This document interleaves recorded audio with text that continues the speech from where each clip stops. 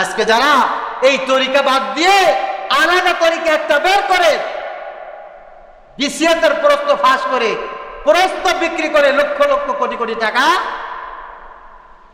Income করতেছে, আলাদা কোন একটা তরিকা যেন আছে এদের, আলাদা একটা তরিকা যেন এদের আছে এই জাতিকে নষ্ট করে দেওয়ার জন্য। এদের মতো কুলাঙ্গার এদেশে জন্ম নিচ্ছে ইসলাম না জানার কারণে, আল্লাহকে খুশি না করার কারণে, দুনিয়াকে প্রাধান্য দেওয়ার কারণে সব শেষ হয়ে গেছে, সব শেষ হয়ে গেছে।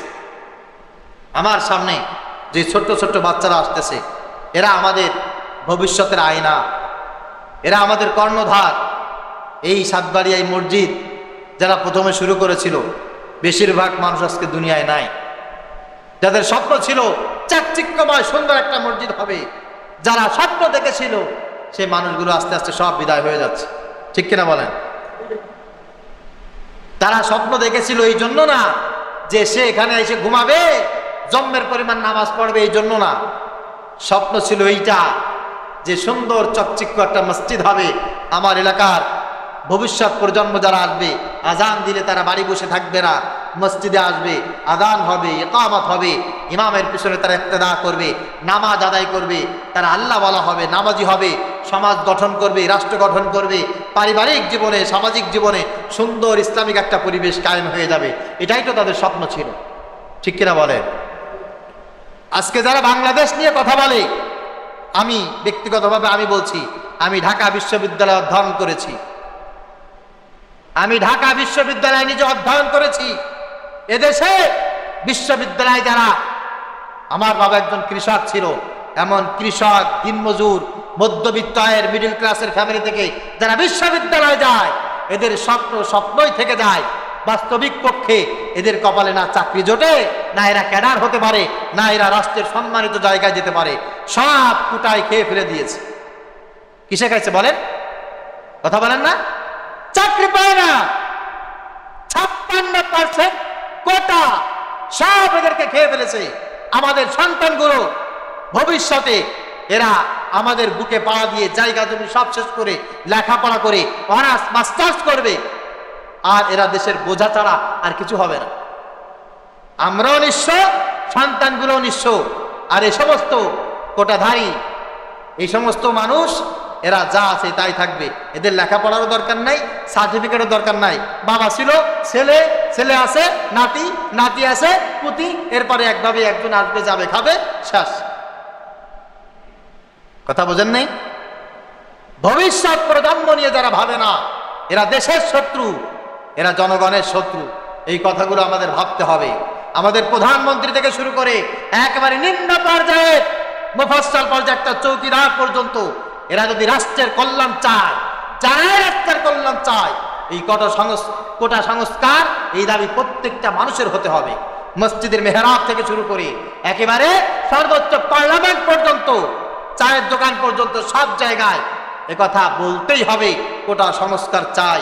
এদেশের মানুষের ভিতরে যদি সমৃদ্ধি, দিন, দেশপ্রেম সবকিছু যদি জাগ্রত রাখতে চান, এই চাহিদার বিকল্প আর কোনো কিছু হতে পারে।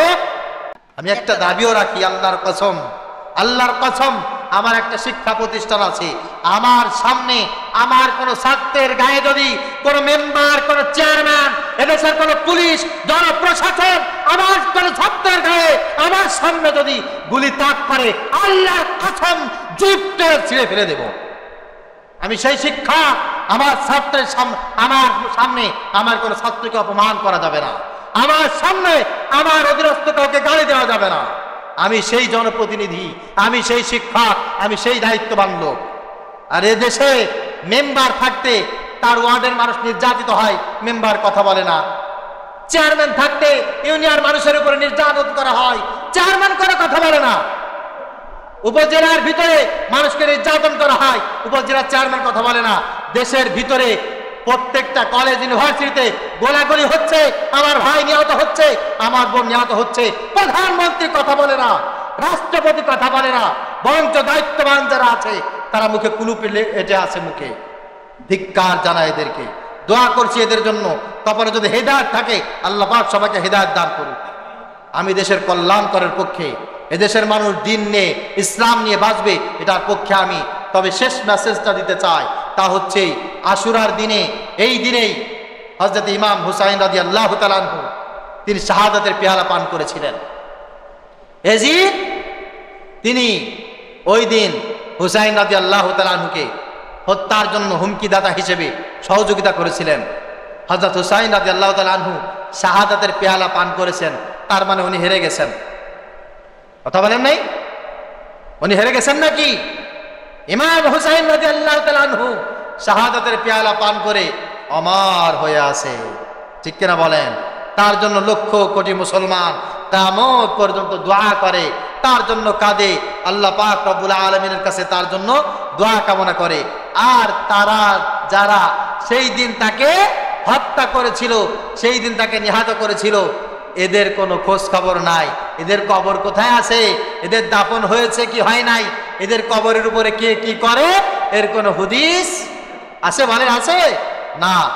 সুতরাং দিনের জন্য, দেশের জন্য যদি কেউ প্রাণ দিয়ে যায়, যদি কেউ জীবনের সব কিছু ত্যাগ করে যায়, এরা মরেও আমার, এরা সারা জীবন মানুষের জন্য কল্যাণকর। প্রিয় হাজিরিন, এই জন্য শেষ তিনটি মেসেজ মাথায় রাখবেন। ইমানের প্রতি যদি অটল অবিচল থাকতে চান, আলেমদের নেতৃত্বে চলবেন। চলবেন তো ইনশাআল্লাহ? কথা বলেন। আলেমদের নেতৃত্বে চলবেন। আলেমদের নেতৃত্ব যদি পছন্দ না হয়, মনে করবেন আল্লাহর নেতৃত্ব আপনার পছন্দ না, রাসূলের নেতৃত্ব আপনার পছন্দ না, আলেমদের নেতৃত্ব চলবেন যতদিন পর্যন্ত এই জমিনে থাকবেন। আমার কথা, আমার নেতৃত্ব মানতে হবে তা না, যে আলেমকে ভালো লাগে একজন আলেমের নেতৃত্ব চলবেন। 2 নম্বরে, যেই কাজ আপনি জমিনে করবেন এই কাজটা যেন আল্লাহর খুশির জন্য হয়। তাতে আপনাকে কে ভালো বলবে, কে খারাপ বলবে, কে আপনাকে বুড়ি আঙ্গুল দেখাবে, কে আপনাকে কেনু আঙ্গুল দেখাবে, এইটার জন্য আপনি অপেক্ষা করবেন না। আপনি যেই কাজ করবেন একজনের খুশির জন্য, তিনি।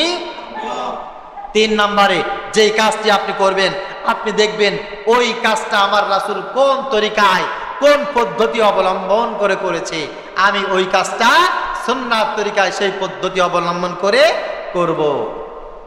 আল্লাহ পাক রব্বুল আলামিন বরকতপূর্ণ মুহররমের এই দিনে যা কিছু শুনলাম, আমার মনে হয় এই জাতির জন্য এই কথাগুলি দরকার ছিল, ঠিক কিনা বলেন?